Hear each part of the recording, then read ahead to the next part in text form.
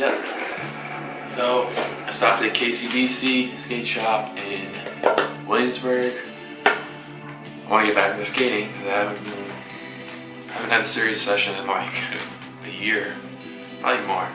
And I've always been riding like 8-inch or just under 8. I have a size 11 foot, and I'm a bigger guy. So instead of the 8, I decided to go with 8.5.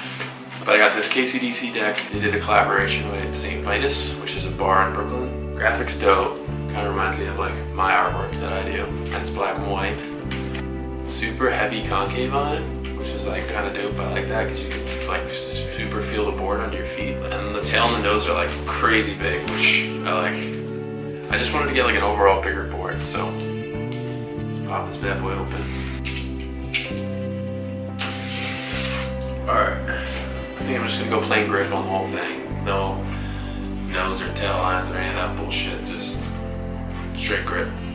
I have not gripped the board. Jeez, I don't think I've gripped a board in years. Probably 2 or 3 years.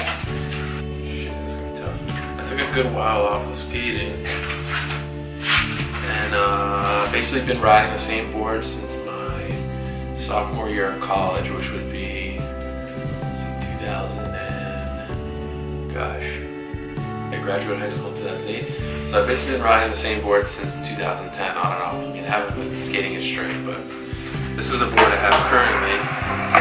Girl, and check this out. Well, I don't even know if you can see it, but it's a Rick McCrank board. Haven't seen anything from that dude in a long time. I assume he retired, but I'm sure he makes appearances here and there. Let's grip this puppy up. Oh, also I'm recording audio on my phone as a test to see how it is because I haven't been very happy with the audio quality on this camera. Let's get this first shot. Let's get it.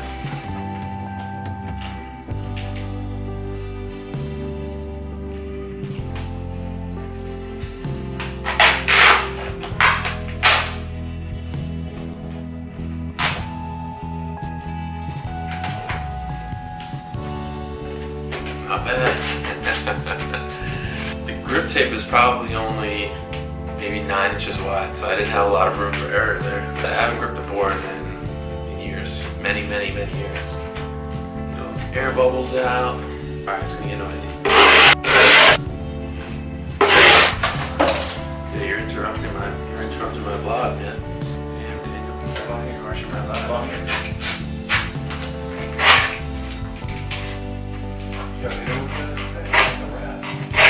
My roommate's here is telling me how to set up my skateboard. Key to a good grip tape job. Have a sharp knife. Faux show. Alright. Gripped up. This whack ass grip tape job. Boop. Alright, got the all. Pop some holes in this bitch.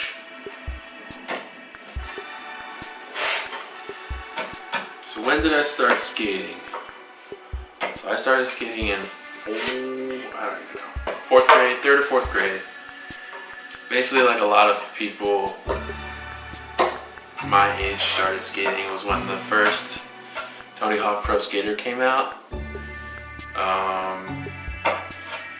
Was ready on time. Well, I just got a PlayStation 1 that Christmas. Super hyped on PlayStation 1. And at the time, I didn't really have too many games, so what I would do is on the weekends, usually my family would do like a movie night on Fridays, and my dad would always let me rent, or usually let me rent a video game. So I would either get it from like the Blockbuster or West Coast Video, or in my town we had a local game shop called Game Zone, and I would rent it from there, and it was literally like every weekend I was just renting it. Finally, like, I think my birthday was coming up and Tony Hawk Pro Skater 2 came out, and they finally got me that. But once I started playing that game heavily, I started to get curious about skateboarding. My older brother had this like I can't even really remember. I know it was like a Nash skateboard, but at the time Nash was like a competitor with like Nerf. So it was like kind of a Nerf-ish looking skateboard, but it had this Nash branding on it. And it was this black skateboard, had no grip tape. The top of it was like a grip top. My older brother never, I don't know why it was even there, because I never saw him ever use it a single time. Anyway, we had the skateboard in the garage, and I was like, screw it, let me try and see what I can do. And the only point of reference I had was the video game. I had no idea what I was doing. I never saw any local like kids skating around or anything like that. I just said, we have one of these. I see that I'm, playing the video game. Let me see if I can do it in real life. So of course, I'm running around or whatever, and my curiosity is expanding. Finally asked my sister, like, hey, do you know anybody that knows how to skateboard or whatever? This is also around the time that my family had just gotten a computer and had gotten internet, like Windows 98 or whatever, like what was it, Microsoft Encarta and like all that stuff. We had computer class in school. My sister, knew how to use the internet, so I knew that of course you have to learn how to jump first. Jump. At the time, I thought it was just a jump. And then, obviously play the game and learn, okay, it's called an ollie.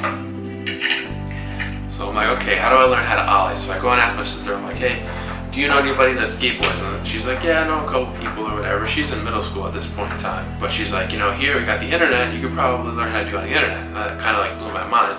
So I remember like printing out like instructions on how to like ollie, like reading instructions off an actual paper printout, like step by step. Okay, put your foot here, blah blah blah. We had that black skateboard or whatever, that Nash skateboard. And I don't remember riding that for too long, because before I know it, I was at the skate shop. It was called Eastern Board and Skate. It was on Route 17 in Paramus, New Jersey. The first deck I got was a Ronnie Krieger blind skateboard. It was like neon, had this like crazy, how blind did like the skeleton graphic or whatever, and it was this dope like neon green color, and I had this fresh like what do you call it, like the grip tip, like the grip job was done like super dope, so it had like the little line like where your tail is and all that stuff. I think I had like tensor trucks that just come out around then, and everybody was like blown away because they had like a plastic like slider, little bar on the base plate. I think that I didn't even get. Oh no, I do remember. So in between the Nash skateboard and that blind skateboard, I had like a Walmart, like whatever. Funny thing, I remember, Walmart boards are not great, bearings suck.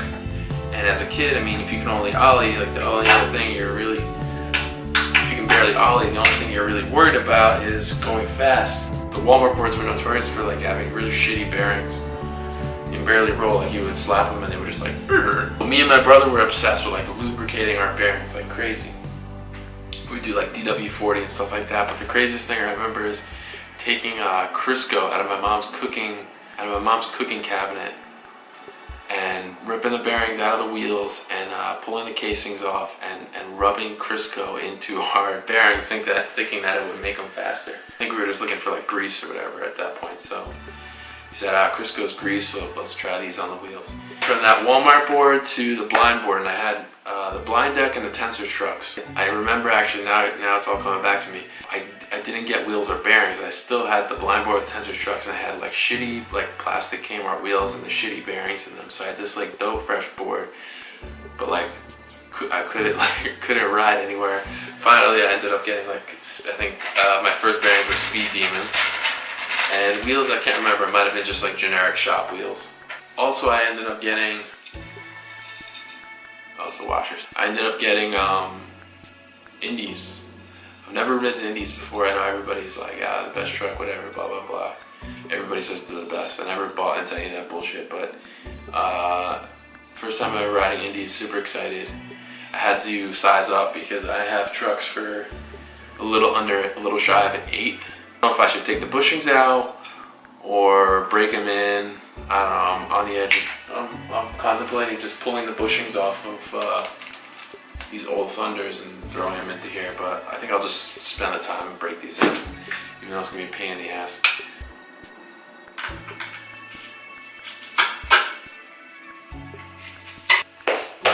And I don't do any like that colored hardware or any of that crap. Like generally on every skateboard, the nose is going to be bigger than the tail, and I can just see that when I'm looking at it. I don't know which one which way the board's going or whatever.